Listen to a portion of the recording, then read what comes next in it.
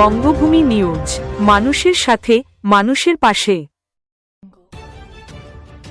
বিবাহ বহির্ভূত সম্পর্কের জেরে শাশুড়িকে কুপিয়ে খুনের অভিযোগ বৌমার বিরুদ্ধে।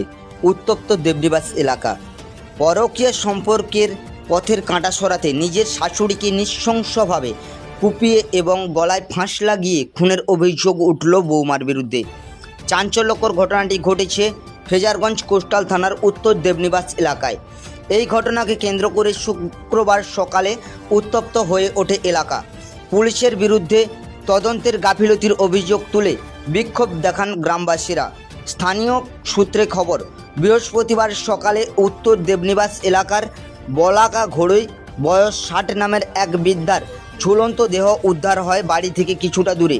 প্রাথমিকভাবে বিষয়টি আত্মহত্যা মনে হলেও দেহ নামানোর সময় দেখা যায় ওই বৃদ্ধার মাথায় এবং শরীরের বিভিন্ন অংশে ক্ষত এবং আঘাতের চিহ্ন রয়েছে। এরপরেই রহস্য দানা বাঁধতে শুরু করে। শুক্রবার সকালে তল্লাশি চলাকালীন বৃদ্ধার বাড়ির ভেতর থেকে একটি ধারালো অস্ত্র উদ্ধার হয়। দেখা যায় ঘরের মেঝেতে রক্তের দাগ লেগে রয়েছে। পরিবারের সদস্য এবং প্রতিবেশীদের অভিযুক্ত বৌমার সঙ্গে এক যুবকের বিবাহ বহির্ভূত সম্পর্ক ছিল, যা নিয়ে শাশুড়ির সঙ্গে তার দীর্ঘদিনের বিবাদ চলছিল। সেই আক্রোশ থেকেই বুধবার রাতে শাশুড়িকে কুপিয়ে খুনের পর দেহটি বাইরে ঝুলিয়ে দিয়ে আত্মহত্যার রূপ দেওয়ার চেষ্টা করা হয়। পরিবার সূত্রে খবর, ঘটনার আগের দিন রাতে শাশুড়ি এবং স্বামীর সঙ্গে তুমুল ঝামেলা হয়।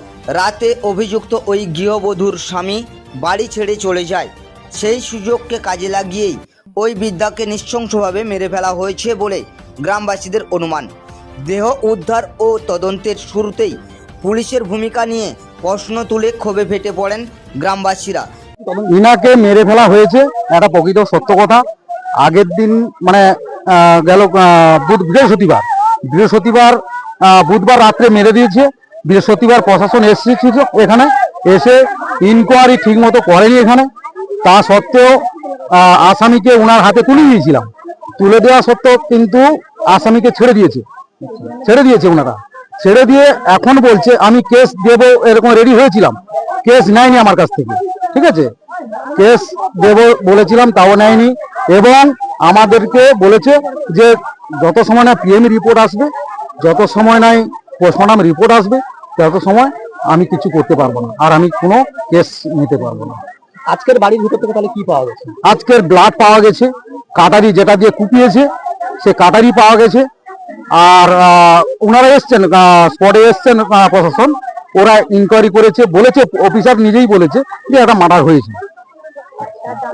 আর জামা কাপড়ে যেই মেরেছে ওনার কাপড়ে চুপড়ে সমস্ত ব্লাড ছিল, বা ওই যে দেয়ালে যে মাটিতে যে ব্লাড পড়েছিল সেটাকে ওরা প্রমাণ লোপাট করার চেষ্টা করেছে। ব্লাড পড়ে এখনো আছে। ওনারা ফটো করেছে, ক্যামেরা করেছে, সবকিছু করেছে, কিন্তু অবরন্ত ওরা বলছে আসামি এই মুহূর্তে তুলবে। প্রশাসন রেডি করেছে নামখানা থানা, এবং নামখানা থানা থেকে 3টে গাড়ি রেডি করেছে অলরেডি। মেজবাবু, ছোটবাবু, বড়বাবু 3টে গাড়ি ফিটিং করে চন্দনবিড়ি পাঠিয়েছে। এবং কোস্টাল থানা থেকে মেজবাবু, আমি সঙ্গে যাব বলেছি আসামিকে তোলার জন্য। এটা প্রস্তুতি নিয়ে আমরা বেরোবো। এই নৃশংসতা পেছনে কারণ কি মনে হচ্ছে আপনাদের? ওনাদের এই যে মেয়েটা যে মেরেছে ওনার শাশুড়িকে, ওনার অবৈধ সম্পর্ক, মানে একজনের সঙ্গে নয়, বহু লোকের সঙ্গেও রয়েছে। এই রাস্তাতে যে দাঁড়িয়ে আছি, এই রাস্তার উপরে অবৈধতা সম্পর্ক নিয়ে সবসময়ের জন্য লিপ্ত থাকে, এবং টোটালটাই খারাপ আচরণ নিয়ে চলছে এই রাস্তার উপরে। শুক্রবার সকালে ফ্রেজারগঞ্জ কোস্টাল থানার পুলিশ গ্রামে পৌঁছলে তাদের ঘিরে বিক্ষোভ দেখাতে শুরু করেন গ্রামবাসীরা। তাদের দাবি, অবিলম্বে বৌমাকে গ্রেপ্তার করতে হবে। দীর্ঘক্ষণ উত্তেজনার পর পরিবারের লিখিত অভিযোগের ভিত্তিতে পুলিশ বৌমাকে গ্রেপ্তার করে। পুলিশ সূত্রে জানা গিয়েছে ধৃত বৌমাকে জেরা করা হয়েছে। এই খুনের পেছনে অন্য কারো হাত রয়েছে কিনা তা খতিয়ে দেখা হচ্ছে। ফ্রেজারগঞ্জ থেকে অমিত মণ্ডলের রিপোর্ট, বঙ্গভূমি নিউজ।